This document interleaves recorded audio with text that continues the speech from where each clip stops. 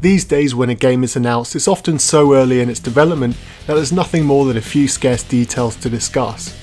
Sometimes this can help build hype for a game, but other times it begins an endless amount of delays and sometimes cancellations. Of course, there is also the flip side.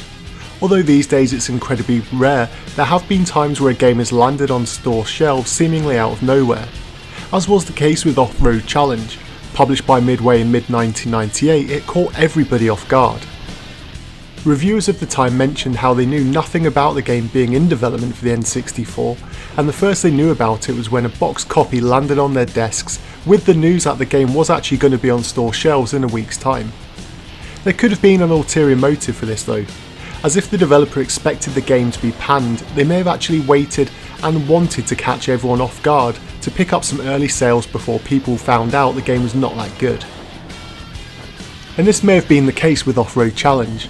When reviewers did get around to reviewing it, it was almost universally panned by critics, and almost all of them came to the same conclusion.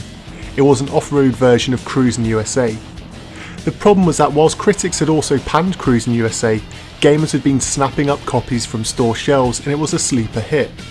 Even Midway themselves couldn't believe just how many copies they had sold of Cruis'n USA, and Off-Road Challenge was a port of their next arcade racing game. Off-Road Challenge uses the same game engine as Cruis'n USA, so much so in fact that if you're a big Cruis'n fan, then you'll feel right at home here. The game has all the same flaws, downsides and problems that the Cruis'n series had, but at the same time it's equally as fun to play.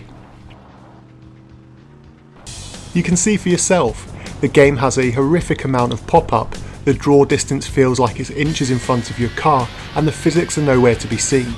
But that's the fun though. Being able to thrash your vehicle around with little regard for things like damage, the other drivers, or even brick walls in your path, then you can just hold down the acceleration button and you'll be soon on your way to the end of the race. Mixing up the gameplay though is the ability to collect items along the track. Cash will give the ability to power up aspects of your car, helmets will ensure you don't slow down when hitting objects, and nitros will allow you to boost. Also, the higher up in the rankings you finish, you will be rewarded with more cash, to allow you to customise your car and improve its stats. There are 4 cars to choose from as well as 4 monster trucks, each with their own statistics, and so playing around to find your perfect motor is all part of the charm in the game. Once you have a vehicle you're happy with, then you can head out on one of these 6 tracks with varying difficulties, and like the Cruis'n series they take off in a range of different environments, and each level does feel unique and distinctive. There are also 3 special tracks to unlock, and no matter which course you're racing on, there's always a ton of distractions such as UFOs crashing and crop dusters trying to take you out.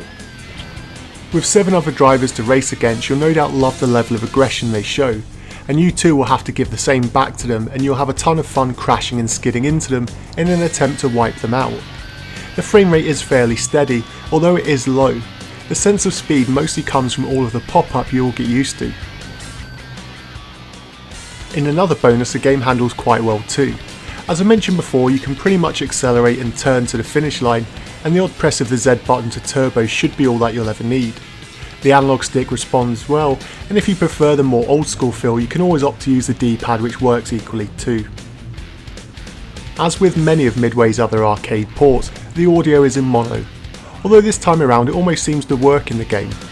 The generic rock style music actually suits this title well, and the sound effects are as wacky and as outrageous as the on-screen action.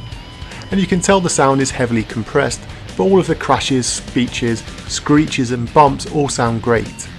With support for 2 players and a circuit mode which wasn't present in the arcade release, this is a perfect game for those of you who love the Cruis'n series but have since mastered and completed the trilogy and are looking for something fresh to play. So for today's topic of conversation, I want to know what you think Midway's best N64 arcade port was. Would you side with those who think that the Cruis'n series was their best port, or were some of the fighting games the ones you really couldn't wait to play on your N64? As always, let me know your thoughts in the comments section down below, and until next time.